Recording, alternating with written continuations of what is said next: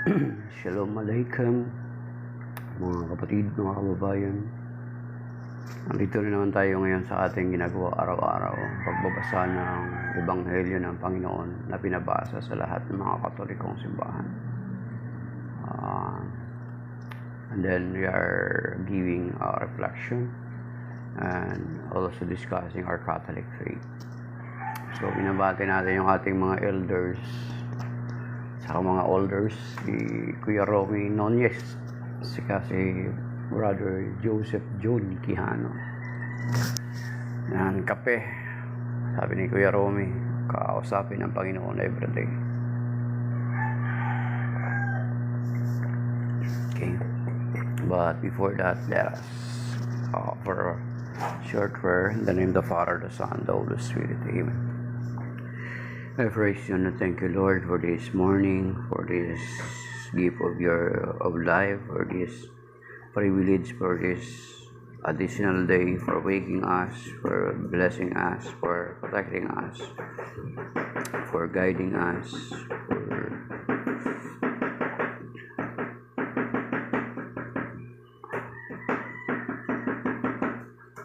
Yes, Lord, we thank you for all the blessings that we receive from you, and we entrust you this day, and including all our loved ones, and as we do this gospel reading and reflection, bless us and speak to us. And we are also craving your word in 2 Corinthians chapter 10, verse 4 to 5, that says,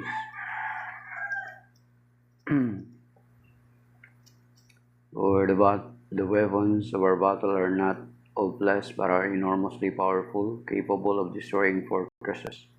We destroy arguments and every pretension raising itself against the knowledge of God, and take every thought captive in obedience to Christ. Yes, Lord, we entrust you, and we lift to you all our intentions. In Jesus' name, with the Holy Spirit and reigns with you forever and ever. Amen. And the Father, the Son, and the Holy Spirit. Amen. Shalom mga kapatid.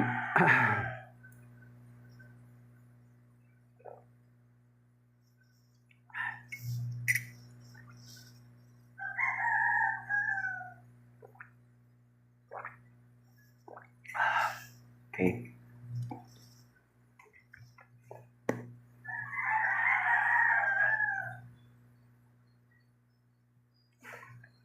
And the Gospel of the Lord today is taken from the Gospel according to St. John chapter 13, verses 21 to 33, and then 36 to 38. Glory to you, Lord.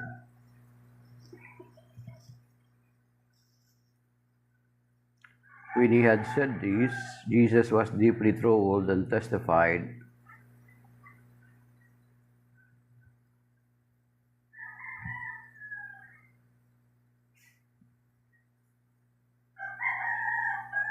Amen, amen, I say to you, one of you will betray me. The disciples looked at one another at a loss as to whom he meant. One of his disciples, the one whom Jesus loved, was reclining at Jesus' side. So Simon Peter nodded to him,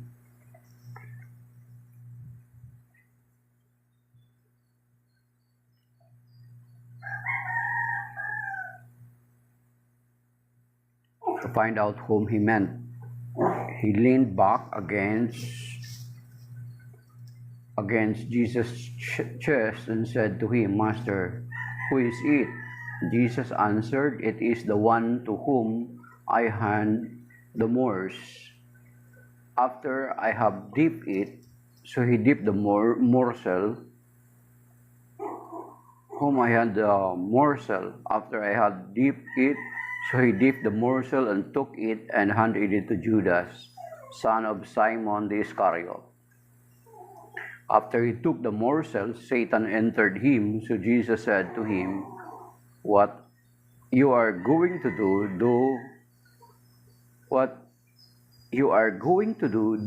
quickly. Now none of those reclining at table realized that why he said this to him. Some thought that since Judas kept the money bag, Jesus had told him, "Buy what we need for the feast, or to give something to the poor." So he took the morsel and left at once, and it was night.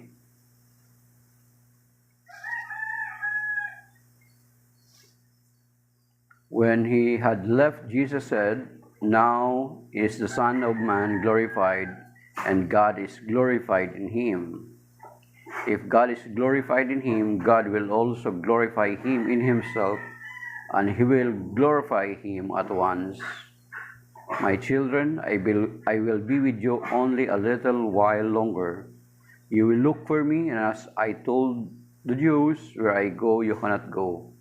So now I say it to you." Verse 36, Simon Peter said to him, "Master, where are you going?" Jesus answered, "Where I am going, you cannot follow me now, though you will follow later." Peter said to him, "Master, why can't I follow you?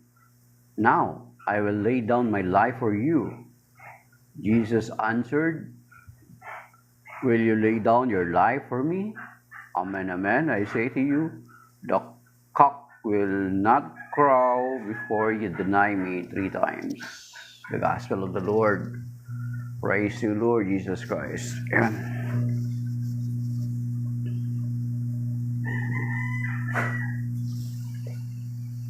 So yan yung Ebanghelyo ngayon, mga kapatid.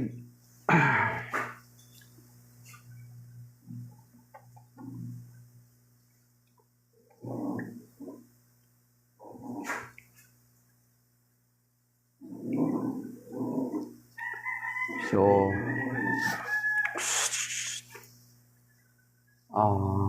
hindi nakapagtataka na katulad ng mga binabanggit natin ng mga nakalipas na araw, hindi nakapagtataka na ang mga Hudyo ay mahihirapan talagang sumampalataya sa ating Panginoong Jesucristo, sapagkat even ang kanyang mga lagad ay kumbaga sukan parang hindi nila mag-gets, di ba mga kapatid, sa simpleng sa mga salita na kasi yung 3 beses niyang inulit sa kanyang mga lagad, pupunta sa Jerusalem, mamatay siya, ay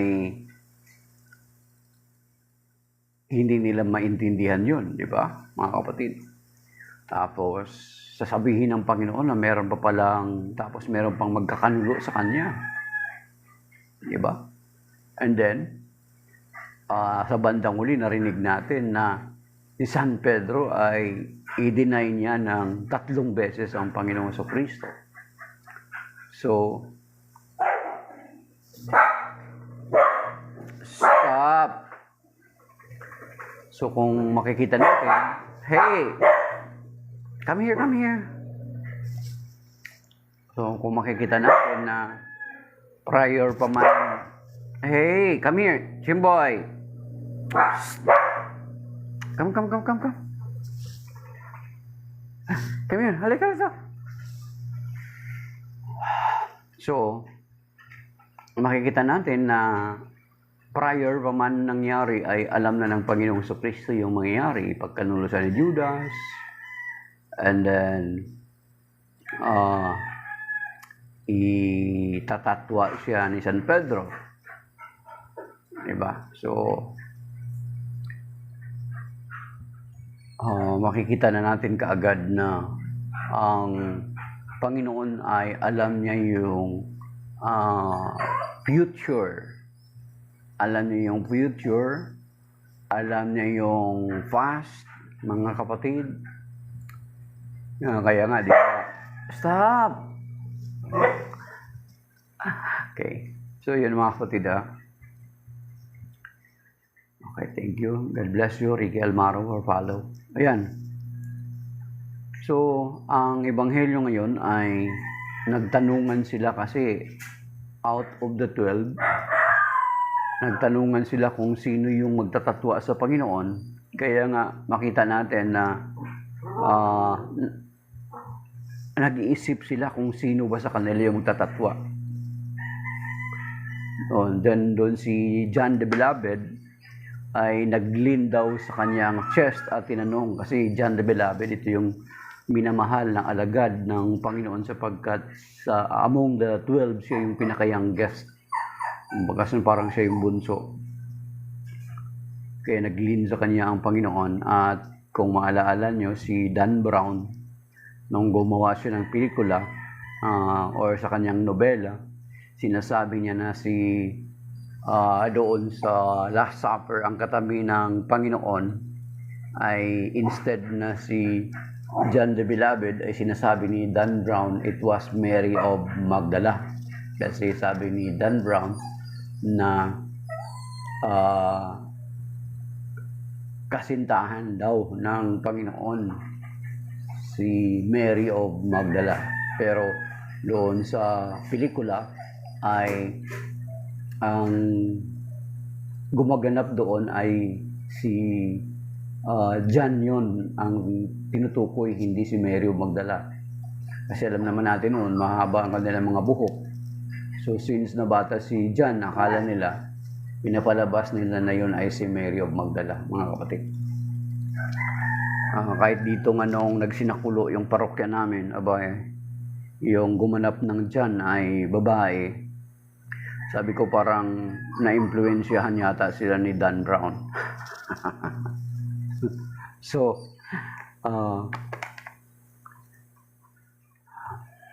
ang bibigyan ko rito ng pansin, mga kapatid, sa atin sa Catholic Church ay dinidiscourage natin yung Bible cutting when we read the scripture. At itong may verse dito sa Bible na ginagamit dito na dito sa passage ngayon na binasa natin, ginagamit na joke. Dito sa verse 27 dito, kaya tayo sa Catholic Church meron tayong tinatawag na Bible Reading Guide. Meron na Bible Reading Guide, yearly po yan. Meron tayo araw-araw na pagbasa, merong first reading, and then Psalm, and then the Gospel. Pero kapag may mga celebration or may kapiyastahan, may first reading, may Psalm, and then second reading, and then the Gospel. Pero kung wala, ay yun lang, tatlo lang. Dito sa verse 27, kaya sa atin, ina-avoid natin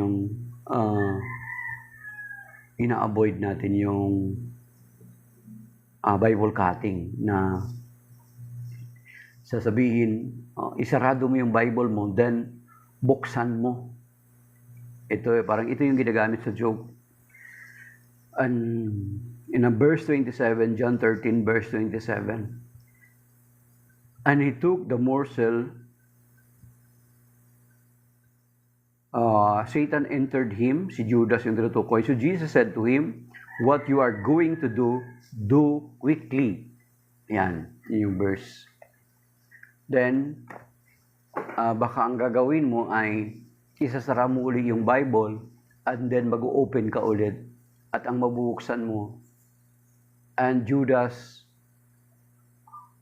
hung himself or nagpakamatay si Judas. So yun yung mahirap na pag nagba-Bible cutting ka without you're not using the Bible reading guide ng ating simbahan, baka ganun ang mabasa mo. Parang ginagawang joke ito, mga kapatid. Pero yun nga, kasi baka mamaya mabasa mo yung John 13:27.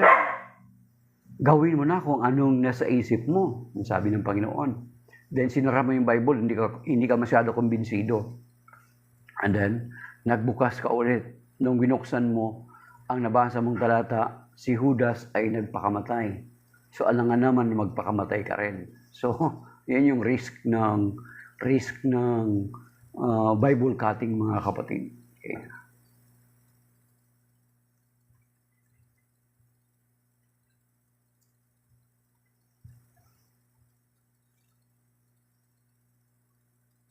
Yan.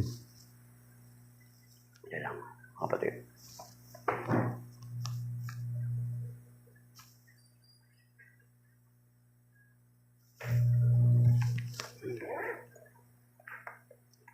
Okay.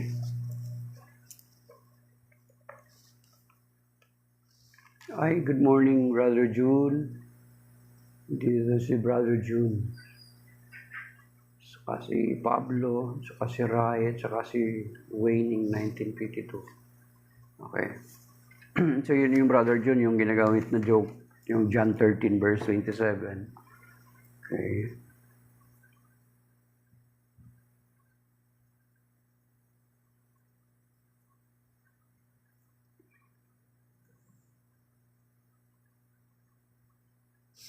Okay, tsaka yung Matthew 27 verse 5. Okay, so yun din yung ingatan natin, yung Bible cutting. Okay, okay.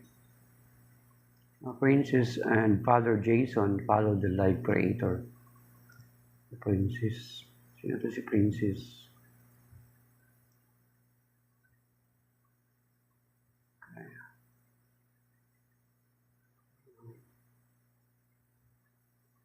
Okay.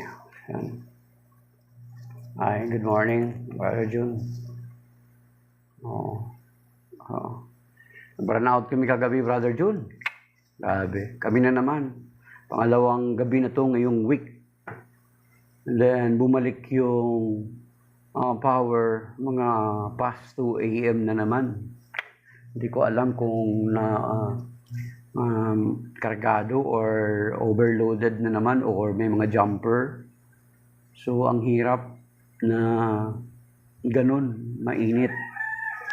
Kaya, ayun. So, dito sa ebanghelyo na binasa natin ngayon ay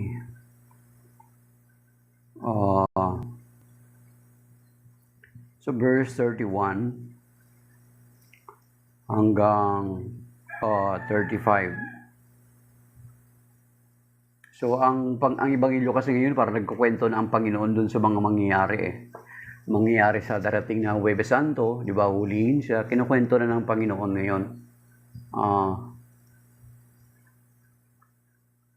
Oo, Brother Jun, nakalimutan ko rin sabihin yun, hindi ka rin kagabi, na-focus na ako, basta ako matulog ako. Yung ganito, meron ka, tapos meron kaming rechargeable fan, parang ang bilis din yata malubat. So mabuti meron kaming maliit na power bank. Yung dalawa naming power bank na mga bago, nakalimutan na hindi na namin maalala kung saan na. So sayang yun. So kaya nga importante talaga ngayon, lalo ng tag-init, talagang kailangan may talaga, may mga reserve talaga na mga rechargeable na mga pan gagamitin. So ang ebanghelyo ngayon mga kapatid dito sa 31 to 35. Itong dalawang verse kasi ang pinakwento dito yung pagtataksil pinakwento yung pagtataksil ni Judas and then ni San Pedro, yung pagtatatwa niya, ay mystery of faith. Thank you for showing. Yun yung kinukwento ng Panginoong Kristo, yung mangyayari sa darating na Huwebes Santo, mga kapatid. And then yung pagtatatwa ng San Pedro na sinabi nga doon na bago magtalaok ang manok ay tatatwa mo ako ng 3 beses. So, diyan kung makapunta ka, kung makagawi ka diyan sa San Pedro, Laguna, makikita mo diyan na meron diyang 2 manok na magkabilaan sa highway, yung parang sa triangle diyan, sa triangle ng Laguna, ng San Pedro. So, makikita mo yung manok. So, ang ibig sabihin ng manok kasi para hindi ibig sabihin sa Bungeros San Pedro. Wala naman yatang sabong noon. Ang pagpapakita niyan is, kahulugan niyan is, ipinapakita na si San Pedro ay tanatuan niya ang Panginoong Kristo bago magtalaok ang manok ng 3 beses. And then susi, ang isa sa mga picture na pinapakita din kay San Pedro is yung susi, sapagkat he was given by the Lord Jesus Christ the keys to the kingdom. Yung sa Matthew 16 verse 19, I will give you the keys of the kingdom, that whatever you will bind here on earth shall be bound in heaven. So yun yung pagkukwento ng Panginoong Kristo ngayon. Pero siguro ipuntahan natin yung dalawang verse na hindi isinali ngayon sa readings. Hindi ko alam kung bakit hindi ito isinali. Pero ito mga kapatid, I give you a new commandment, verse 34 to 35. Love one another as I have loved you, so you also should love one another.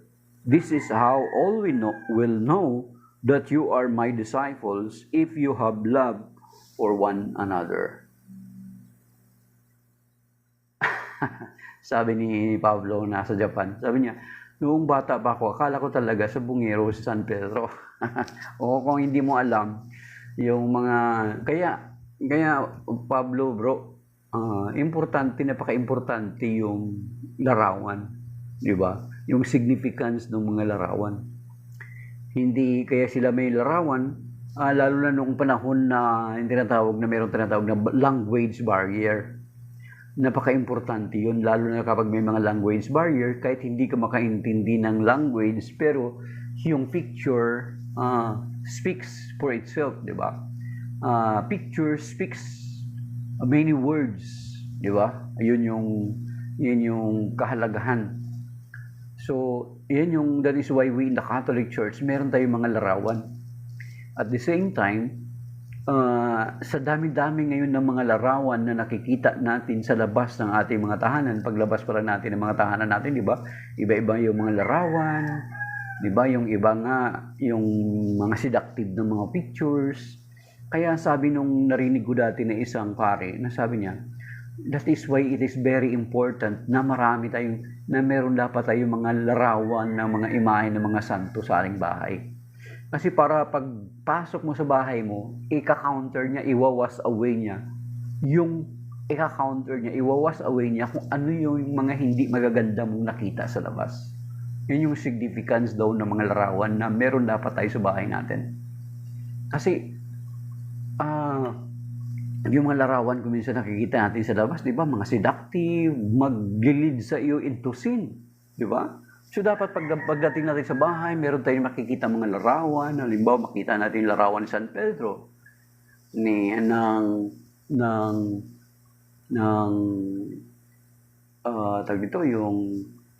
yung Divine Mercy. Dito sa amin, meron kaming Divine Mercy, meron kaming Santo Niño, di ba?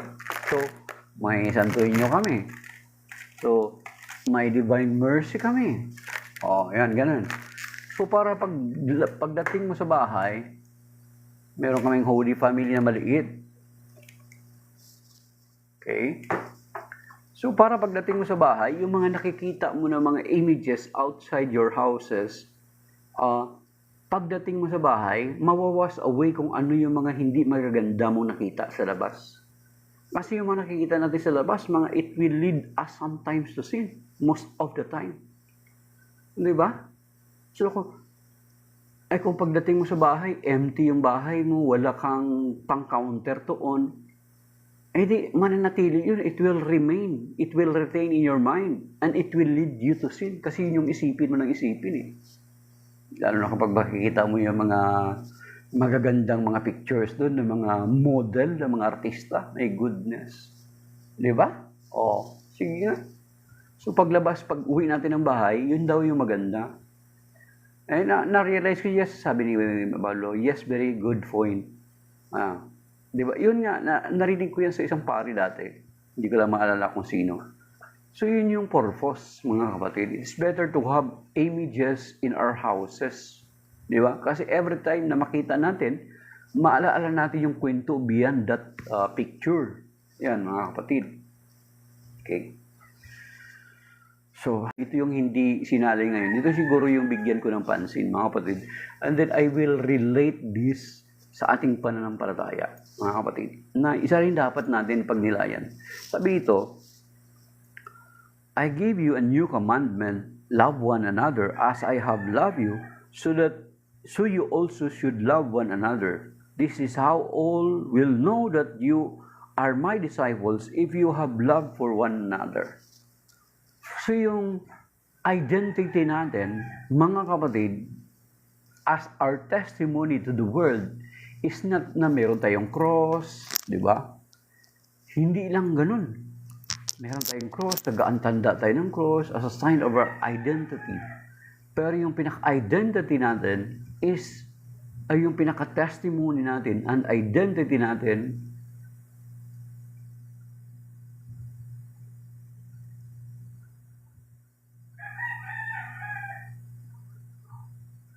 basta hindi ka clever bro, mapali ka rin sa mga yabag, walang alam na. So, ang testimony natin mga kapatid, ito yung love one another, yung pagmamahal natin bilang mga Kristiyano. Ito yung pinaka-testimony natin sa daigdig. Hindi yung testimony natin sa atin dito sa Pilipinas, malalaman natin mga kapatid di ba? Yung identification. Kapag nakasuot ng parang mga executive, alam na natin kung anong sekta yan.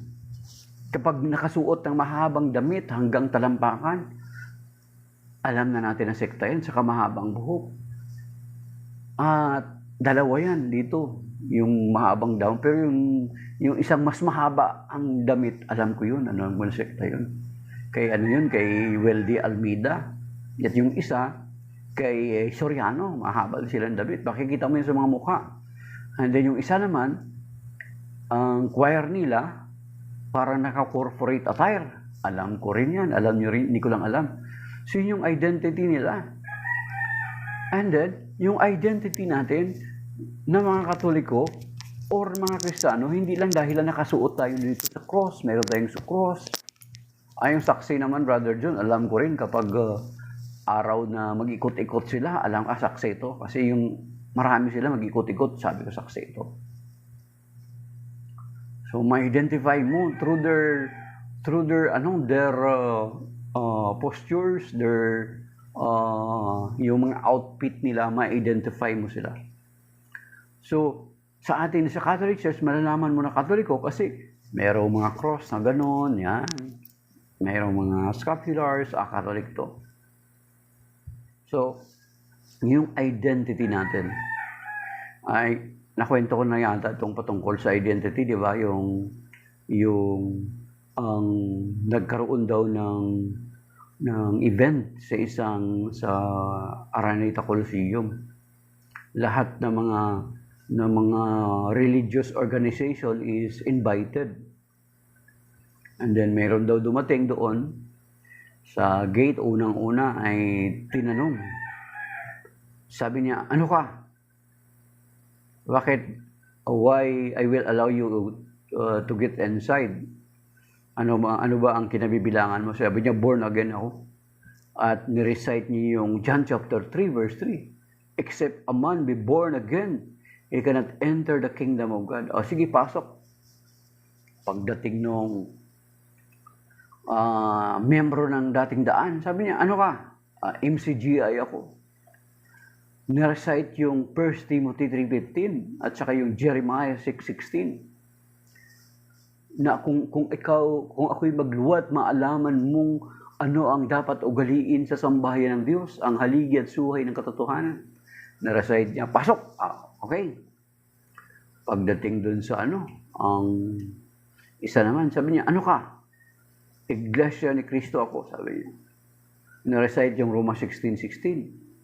Napatunayan, okay, pasok. Yung kasunod is Catholic. Nung pumasok na yung Katoliko, sabi niya, ano ka? Katoliko ako. Anong patunay mo? Anong alam mo na Anong alam mo na mga verse? Sabi nung Katoliko, ano ba yun? Sige, Katoliko ka nga, pasok. So, identity. So, identity, mga kapatid. Ito yung dalawang verse ngayon na hindi minention or hindi kasama sa reading. Yung verse 34 to 35, I give you a new commandment. Love one another as I have loved you, so you should also love one another. Verse 35, itong pagmamahalan natin sa isa't isa, is sabi, this is how all will know that you are my disciples if you have love for one another. This is our testimony to the world that we are the disciples of the Lord Jesus Christ, that we are the followers of Jesus Christ if we love one another. Pero itong pag-love one another is nahahadlangan yung testimony natin na we-weekend kasi hindi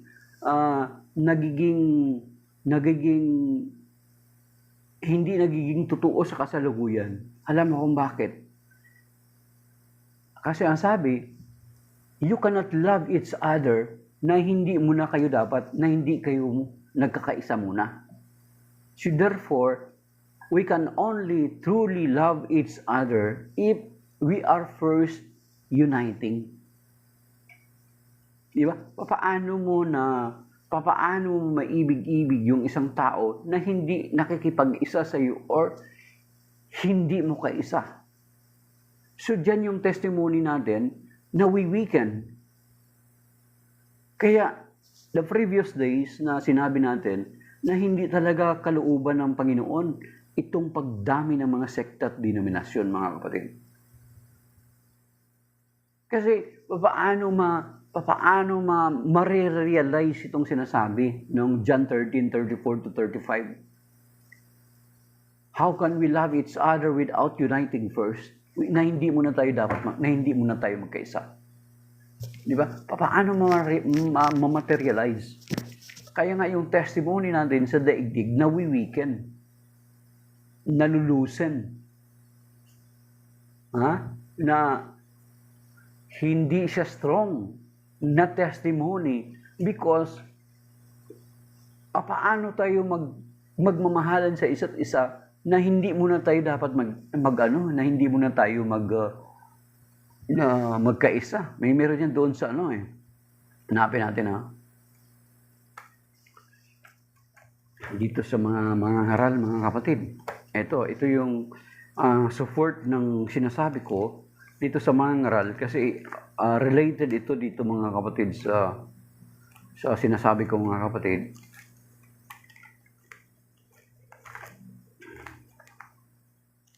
Okay.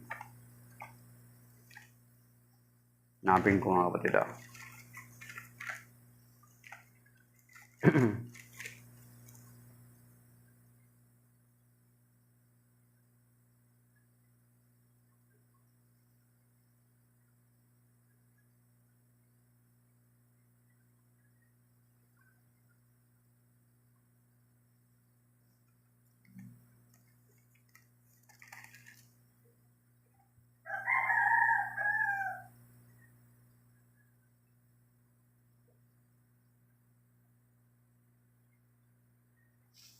Hanapin ko, mga.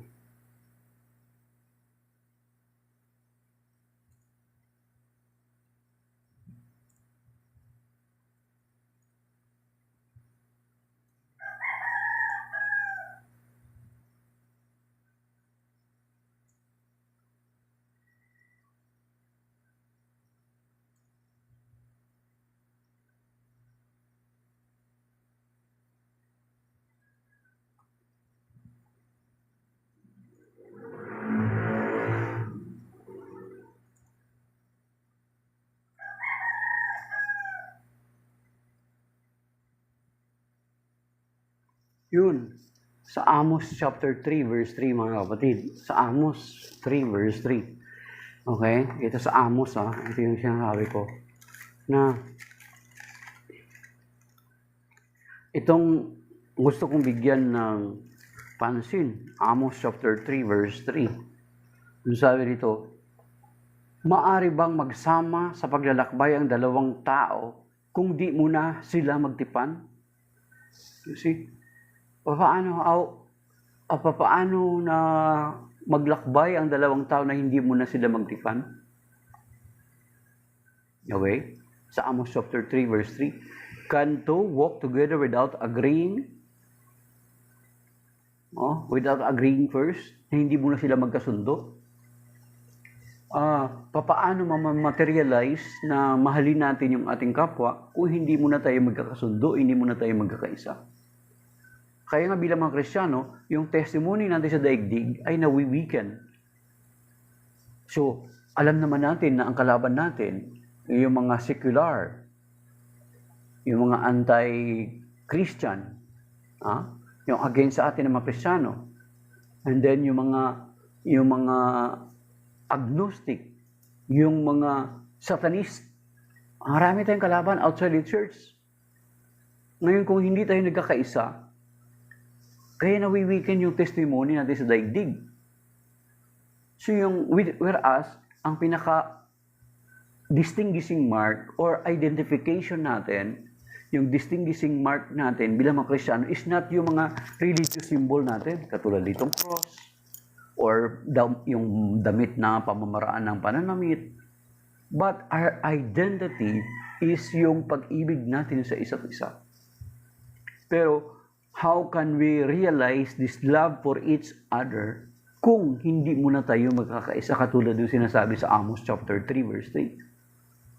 How can they walk together without agreeing first? Then how can we, in the same manner, how can we love each other without uniting first, mga kapatid? Kaya nga sinasabi ko kahapon or sa marami kong pagkakataon na nag-share ako dito sa TikTok, or any other platforms, ay paano ma-realize yung unity na yun, yung love na yun for each other if we Christians are not uniting, are not agreeing together. Kaya nga kahapon, nasabi natin na ang disunity, ang iba't ibang mga sekta at denominasyon ay hindi ina-approve ng Panginoon. Na may kanya-kanya tayo. Na may kanya-kanya tayong, nakabasa ka lang ng Bible, tatayo ako ng sarili kong sekta at sasabihin mo ikaw ang tama. Samantalang yung binasa mong Bible is Tagalog lang at saka English. Nakabasa ka lang ng ibang Tagalog na Bible. Diba? So, ang tanong natin is talagang ang purpose ba ng ginagawa mo is to save the people na madala mo sila sa Panginoon, or it is a personal interest para mo mamaligtas mo yung sarili mo? Diba? Tanungin mo yung sarili mo. Totoo ba talaga yung layunin mo, Lord? Kaya ko'y tinatag tong sekta ko para madala ko ang mga tao palapit sa iyo.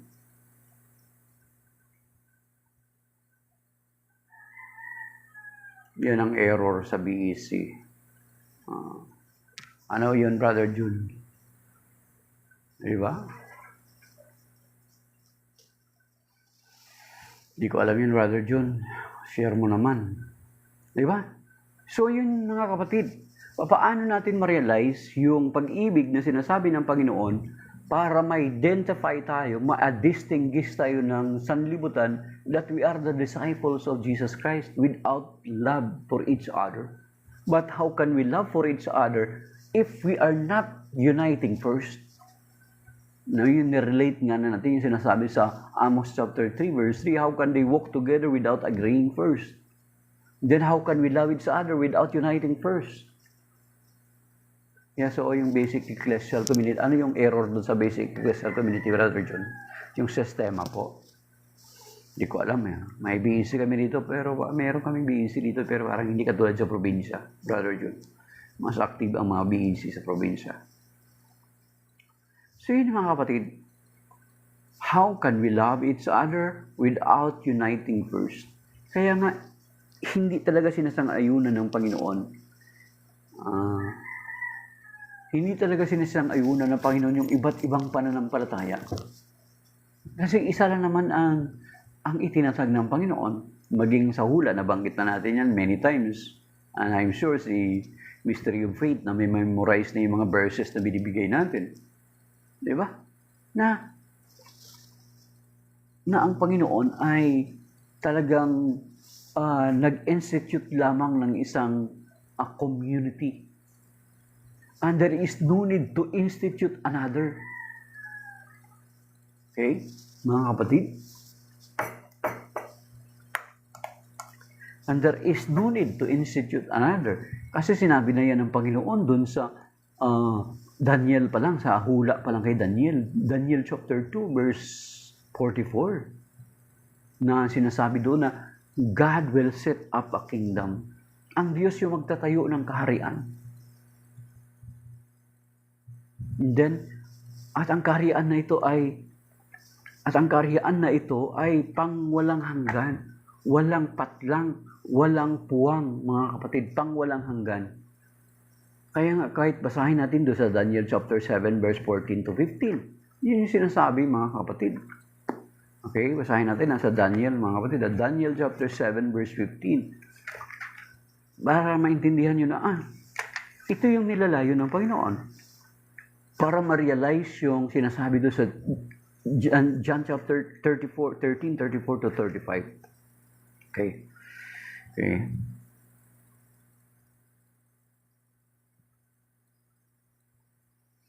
Verse 14, He received dominion, glory, and kingship. Nations and peoples of every language serve Him. His dominion is an everlasting dominion that shall not be taken away. His kingship shall not be destroyed. You see? God bless you, Janet Parpalo.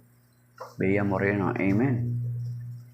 So doon pa lang makikita natin, His kingship is an everlasting kingship. His dominion is everlasting dominion that shall not be taken away. His kingship shall not be destroyed. At yan yun yung sinasabi sa Daniel chapter 2 verse 44. God will set up a kingdom. Hindi sinabi na kingdoms. God will set up kingdoms. No. God will set up a kingdom ng isang kaharian. God, in the lifetime of those kings, Daniel chapter 2 verse 44, in the lifetime of those kings, God will set up a kingdom that shall never be destroyed. Kaya nga noong nagtatag ang Panginoon ng kanyang iglesia doon sa Matthew chapter 16 verse 18, di ba? From 13 to 20, sa verse 18 specifically to 19, sabi niya, And thou art Peter, and upon this rock I will build my church. So, ibig sabihin, yan yung fulfillment of what God has promised in Daniel chapter 2 verse 44.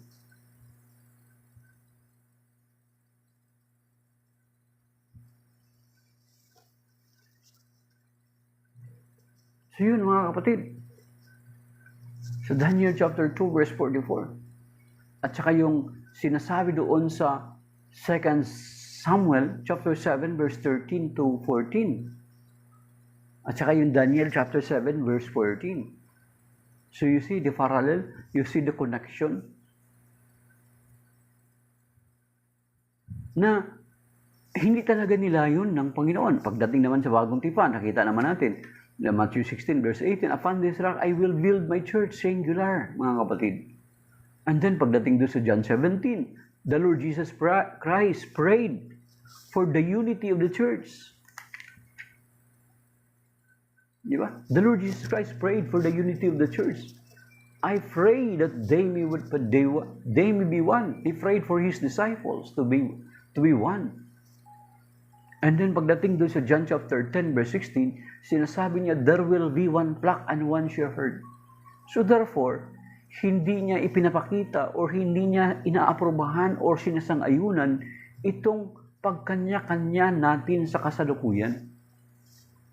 Kaya nga ang tanong, itong mga tao ba ito ay totoo ang kanilang nilalayon is para makatulong sila maligtas sa mga tao at makalam ng katotohanan?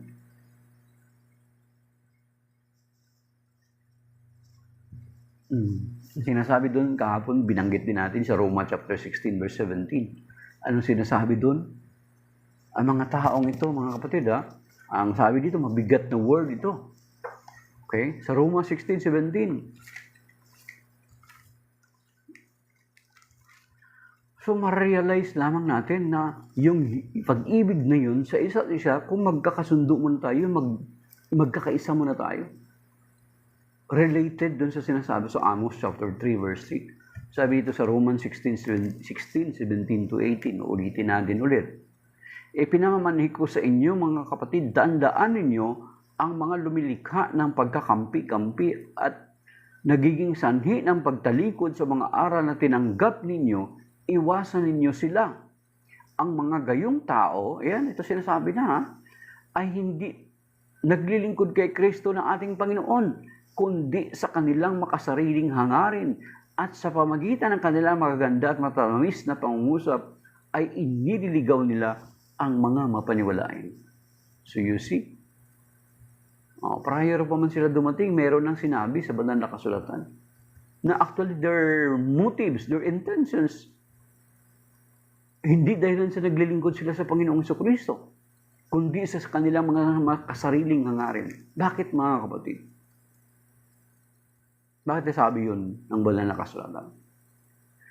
Ang pagkakaroon ngayon ng isang sekta, mga kapatid, ay hanap buhay. Kaya nga kuminsan biniblame ko rin yung simbahan. Bakit dumating sa punto na napakarami tayong kapwa Katoliko na napunta sa iba't ibang sekta? Ibig sabihin, may pagkukulang ang simbahan.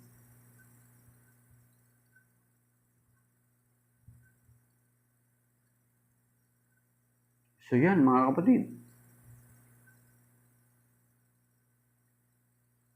May pagkukulang ang simbahan. Kung bakit nagkaroon ng maraming sekta. O, diba? Whether we like it or not. Ibig sabihin, napabayaan. Kasi diba kung minsan ang pulpito natin, most of the time, homiletics na naman yung ang sa homily ng mga pari, homiletics naman. Halos wala ng apologetics, mga kapatid. Apologetics ay marinig mo lang siya sa mga seminars ng simbahan. Hindi naman lahat umaattend ng apologetics, mga seminars. So, marami tayong mga Katoliko na nadadaya. Ito, sinasabi dito, sa pamagitan kanilang magandang at matamis sa pangusap ay inililigaw nila ang mga mapaniwalain.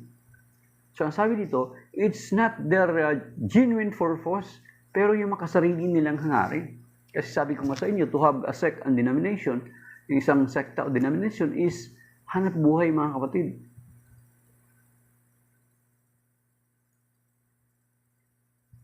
Kasi birin mo, i-require mo ang member mo to practice ikapo. Gamit yung Malakias chapter 3. Na kapag hindi ka magbigay ng ikapo, ikaw ay nagdanakaw sa Panginoon. Malakay chapter 3 verse 10. So you see? And then maliban sa ikapo, tinatawag na handog. Sa Proverbs chapter 3, nakalagay doon, offer your first fruit offerings to the Lord. Yung mainam na handog. So maliban sa ikapo, meron pang handog. Try to imagine. Sila wala naman silang stop na marami. Yung iba, wala naman talaga maraming staff sa kanila. Yung choir naman, wala, libre naman yung choir. Wala namang sweldo yun sa kanila. Mga volunteer lang yun. Ang babayaran nila, kuryente at saka tubig. Diba? Yun lang yun sa kanila.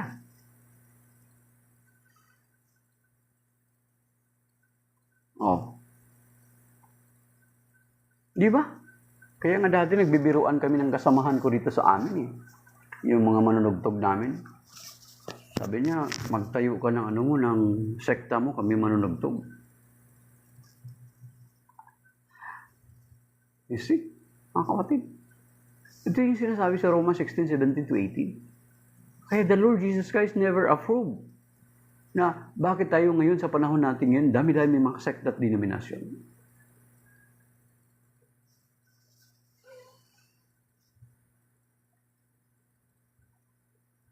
Yan mga kapatid.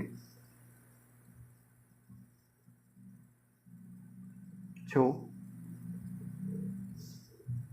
paano natin ma-materialize yung unity in the body of Christ? Kasi di ba sabi ng Panginoon, there is only one body and one head. The head of the church is Jesus Christ, and the body is the church. And what Church that is. Anong simbahan yan? Diba? The Catholic Church.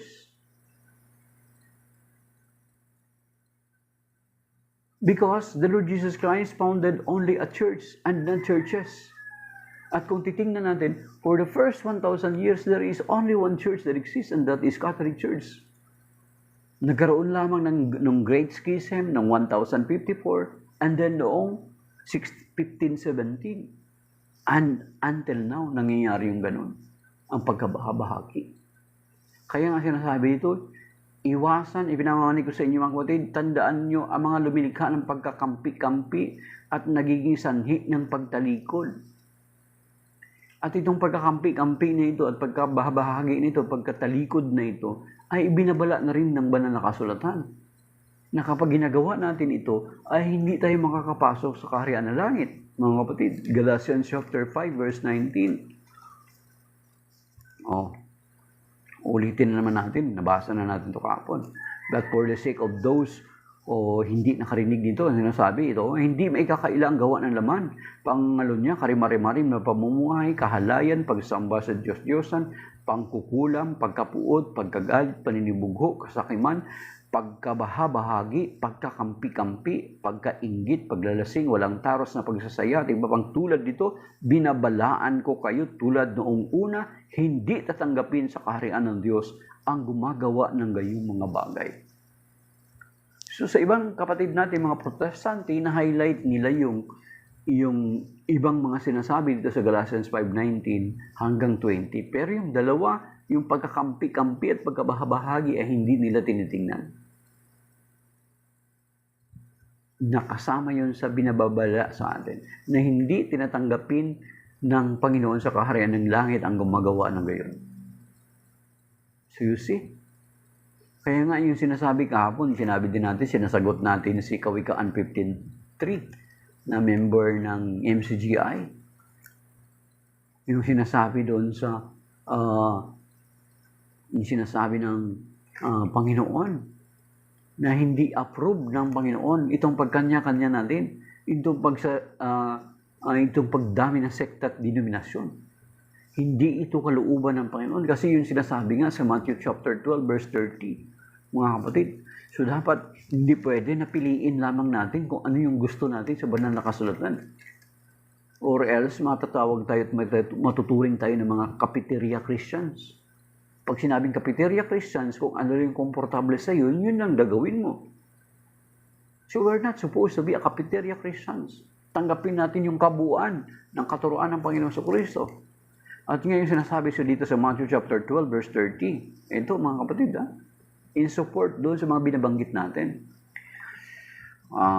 Roma 16:17-18, Galatians 5:19-20, yung pagkabahabahagi doon at pagkakampi-kampi na it seems na hindi nyo pinapansin, yung iba lang yung ina-highlight nyo, yung ina-highlight ng yun, yung pagsamba sa Diyos-Diyosan, kasi ang akala nyo, pinukonsider namin na Diyos yung mga santo, yun lang yung focus nyo. Okay, sabi dito, ang hindi panig sa akin ay laban sa akin, at ang hindi tumutulong sa akin mag-ipon ay nagkakalat. So you see? Paano ito mga magiging panig sa Panginoon kung kinakalaban natin ang simbahan kanyang itinatag? Kasi ang ulo ng simbahan ay ang Panginoon at ang katawan ay ang kanyang simbahan. Diba? Kaya naalala nyo, noong inuusig ni San Pablo ang mga mananampalataya ng Panginoon Kristo, sa Acts chapter 9, ano sabi sa kanya? Tinawag niya, Saulo, Saulo, sino po kayo, Panginoon? Ako si Jesus na iyong inuusig. You see? Try to imagine, ang inuusig ni San Pablo ay ang mga mananampalataya. Yet, pagdating doon sa Acts chapter 9, sabi ng Panginoon, sabi niya, Saulo, Saulo, bakit mo ako inuusig? Hindi pala ang inuusig lamang ni Saulo ang mga mananampalataya, ang simbahan, kundi ang Panginoong Kristo. So, paano mo masabing panig ka sa Panginoon? If you are going against to the church He found. Oh, ang hindi panig sa akin ay laban sa akin. At ang hindi tumutulong mag-ipon ay nagkakalat. Ang tanong ngayon, kung hindi mo napansinin yung unang part, ang tanong is, paano ka tumulong sa Panginoon? Nagtutulong ka ba mag-ipon? Or nagkakalat ka? Bakit sinabing nagkakalat? The fact na nagtayo ka ng sarili mong sekta at denominasyon, nagkakalat ka. You are not gathering. You are scattering.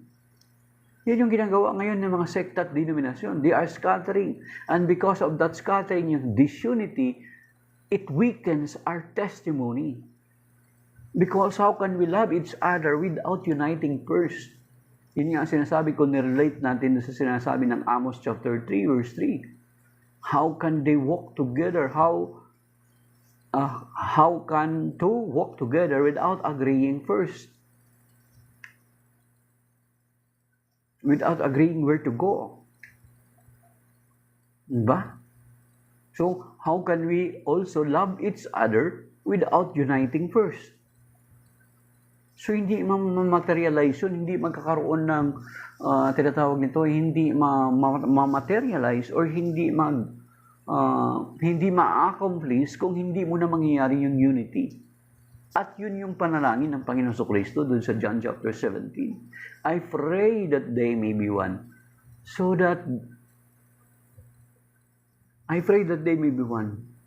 At after na magkaroon tayo ng pagkakaisa, diyan natin maisagawa yung sinasabi ng Panginoon na love one another.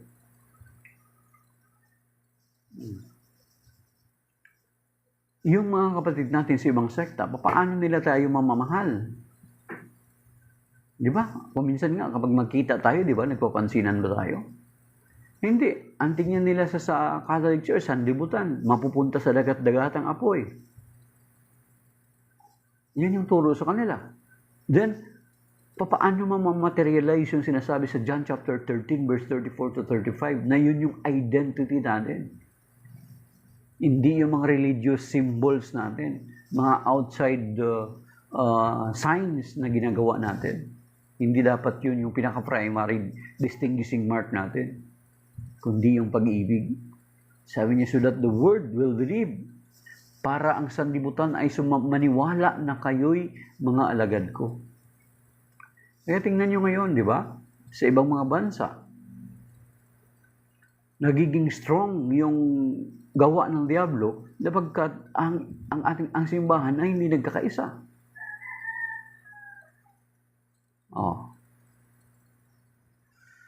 Tingnan nyo ngayon yung Europe. Hindi ko alam kung hindi nyo napapansin yan. Nakabalang araw yung Europe maging katulad ng Sweden, London, Germany, ibang mga European countries maliban sa Poland. Makikita natin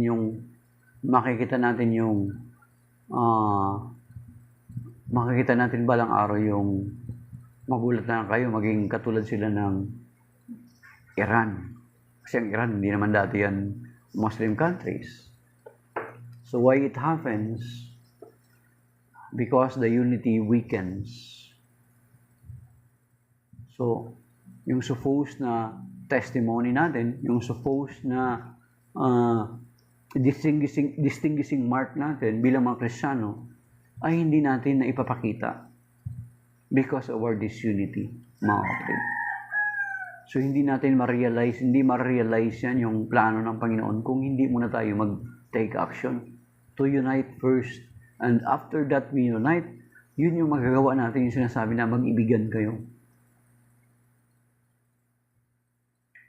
Yan mga kapatid.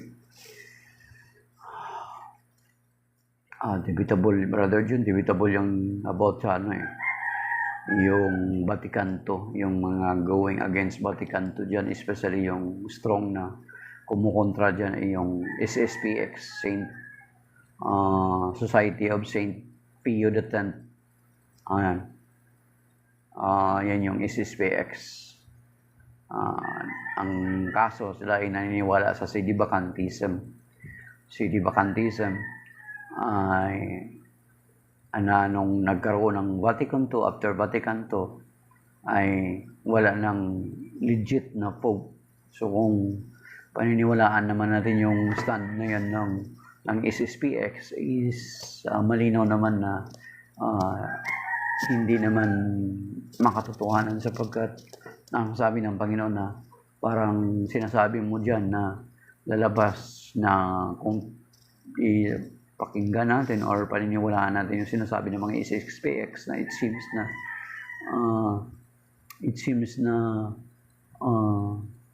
Sidibacantism. Good morning, Gero. May late ka. Sidibacantism ay totoo na parang walang pagkakaiba yung sinasabi na natalikod yung iglesia ng itinatag ng Panginoon. Nagkaroon ng apostasy. So, Protestant teachings yun, which is it will not happen because sabi ng Panginoon, pinanghawakan natin yung sinabi ng Panginoon na I will be with you till the end of time. So, kung paniniwalaan natin yung I will be with you till the end of time, hindi mangyayari yung pagtalikod, hindi mangyayari yung sinasabang Sidibacantism na pinaniniwalaan ng mga SSPX na yan. Okay, so maybe that is by now mga kapatid. So, ang pinaka-point natin ngayon sa Ebanghelyo is yung gospel or yung two verses in the Bible which is not included in today's reading mga kapatid. Hindi na include sa today's reading. Yun yung utos ng Panginoon na ang sabi rito John chapter 13 ulitin natin mga kapatid. Ito pala yung distinguishing mark natin. Ang sabi rito sa John chapter 13 verse 34 to 35, ang sabi rito, I give you a new commandment, love one another as I have loved you, so you also should love one another. This is how all will know that you are my disciples if you have love for one another. Oh, ito pala yung distinguishing mark natin, yung real identity natin bilang mga Kristiyano. Yes, amen kakay. Yun yung distinguishing mark natin. Hindi yung pagsusuot natin ng cross. So, ma-identify tayo dapat ng daigdig na mundo through our love for each other. Kaya itong love for each other, ma-realize lang or ma-materialize lang, magkakaroon lang ng end-to effect kung magkaroon muna tayo ng pagkakaisa. Kung gaganapin muna natin yung sinasabi, doon sa John chapter 17, yung panalangin ng Panginoon, na magkaisa sila. That they may be one. I pray that they may be one. Na magkaisa sila. Kung titingnan natin yung John 17, a futuristic prayer yun. Kasi during those times when the Lord Jesus Christ prayed for it, na ganong panalangin, yung kanyang mga lagad ay wala namang pagkabahabahagi pa. And even nung umalis na siya, wala pa, mga kapatid. Kailan lang nangyari yun? Yung disunity, yung 1054, at saka yung 1517 until now. So, kung totoo talaga tayong tagasunod ng Panginoon Kristo, hindi lamang pipiliin natin kung ano yung gusto natin, kundi dapat yung pangkalahatan na sinasabi ng banal na kasulatan, hindi yung kung ano lang yung komportable ka, yun ang yung gusto mo. Nagiging cafeteria Christians ka. Hindi ganun mga kapatid. Kinakailangan, kung magbasa tayo ng Biblia, yung tanggapin natin yung kabuuan. Intindihin natin yung kabuuan. Aralin natin yung kabuuan. At para hindi ka maligaw, aralin mo ang kabuuan ng banal na kasulatan, but with the teachings and guidance of the church. Para pag katapos, ay hindi ka magtatayo ng sarili mong sekta o denominasyon. Yan mga kapatid. When you study the scripture, you need the guidance of the church. Kasi, kaya nga, kami sa parokya namin mga kapatid, yung meron kaming tinatawag na required sa mga workers bago sila maging isang server, dapat dumaan sila muna sa mga formation. ano yung maliban na, halimbawa sa lectors and commentators, meron silang sariling information. Kaya maliban doon, merong mag-undergo muna sila ng tinatawag na, halimbawa, ang isang worker, dapat mag-undergo ka muna ng basic Bible seminar, level 1 to 3. Then, bilang individual, kung talagang gusto mong matuto, magpalalim pa ng iyong pag-aaral patungkol sa banal na kasulatan, ay umattend ka ng lay ministry of the word. Dati, ang lay ministry of the word namin is 13 Saturdays yan, mga kapatid. Ngayon, ginawa na lang na 6 or 5. So, darating na ngayong merong lay ministry of the word sa parang Marikina, sa Holy Family Parish. Merong ngayong May hanggang June 7, yung lay ministry of the word. O yan, yung mga taga Marikina dyan, malapit sa Marikina, sa Holy Family. Magtanong-tanong kayo sa parokya nyo, ano ba itong lay ministry of the word? Kapag graduate ka ng BBS 1 and 2, pwede ka umattend ng lay ministry of the word. Ang pag-aaralan dyan is yung from the Genesis to Revelation, yung mga basic ng ayun. And then, isa pa yung na-require din namin yung mga workers na dapat umattend kayo ng Parish Renewal Experience. Isa rin yung magandang seminar para sa parokya.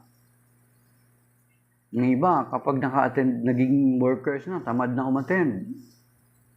Ayaw na umattend. Mga matitigas din ulo. Yan, mga kapatid. Kaya, pag magbasa ka ng Bible with the guidance of the church, never mo isipin na magtayo ka ng sarili mong sekta. Yan. Hindi mo isipin yung ganun kasi may alam ka, may kaalaman ka patungkol sa Biblia, yung totoong kaalaman. Hindi yung nag-aalam-alaman ka lang. Yun yung mga kapatid. Yan. So, dapat ito yung pinaka-primary distinguishing mark sa atin ng mga Kristiyano, sa mga tagasunod ng Panginoon Kristo is yung pag-ibig. So that the world will believe that you are my disciples because of your love to each other. And how can it be materialized? How can it be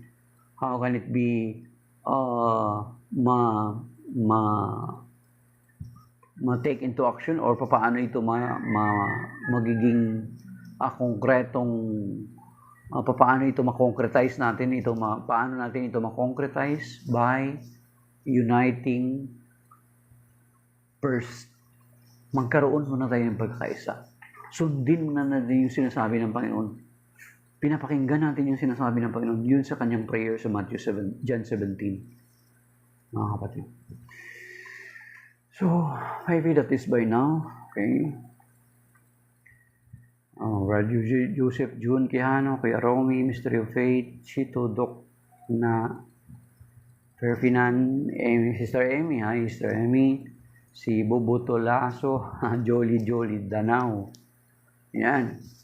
Kanina sinaban, saka si mga nag-comment. So, yun mga kapatid. So, maybe that is by now. Sana nga itong Holy Week, ito yung second challenge sa atin ng Panginoon is to love each other. Pero it will only happen yung ma-materialize, magkaroon ng reality if first hangarin natin yung pakikipagkaisa or to be in communion, to be i-incorporate natin yung sarili natin sa iglesia, sa iisang iglesia, hindi marami mga kapatid. There will be one flock and one shepherd. So kung totoo tayong kabilang, katulad ng sinasabi sa Psalm 100 verse 3, di ba? Sinasabi dito sa Psalm 100 verse 3. Kung totoong kabilang tayo sa kawan ng Panginoon, anong sabi dito? Psalm 100 verse 3, know that the Lord is God, our Maker, to whom we belong, whose people we are, God's well-tended flock. Kabilang tayo doon sa kanyang kawan. Kung talagang totoong kabilang tayo sa kanyang kawan, ang Panginoon ng ating pastor, iisa ang pastor natin at iisa ang kawan. Hindi tayo magkakaroon ng kanya-kanyang kawan. Then mamaterialize yung sinasabi ng Panginoon na mag-ibigan tayo para malaman ng sanlibutan na tayo tunay niyang mga alagad, mga kapatid. So, maybe that is by now, mga kapatid. Shalom. At pagpalain nawa tayo ng Panginoon, gabayin niya tayo at patnubayan. Iligtas tayo ng Panginoon sa stroke, sa cancer, sa hypertension, sa mabibigat na mga pagsubok, sa mabibigat na karamdaman. And we are also continuously praying for Brother Dominic Navarro, sa ni Brother Calix, ang kagalingan niya, at Ate Mary Grace Guzman, at iba pang mga tao na pinag-pray natin na mag-deliverance sila. I-bless naman sila ng Panginoon. At ganoon din po ang ating mga personal intentions. Gabayin tayo at patnubayan ng Panginoon sa araw nito. Covered us with His most precious blood, including all our loved ones at mga tao malapit sa atin, kasama ng ating mga ari-arian. At ganoon din po yung mga tao na nakikita natin na mga homeless, abutin nawa sila ng Panginoon through our government, DSWD, at lahat ng mga charitable institution. So, shalom that is by now, mga kapatid, signing off. A blessed Holy Tuesday sa ating lahat. See you again kung tomorrow, kung lulubin ng Panginoon. Thank you sa inyong lahat, mga kapatid.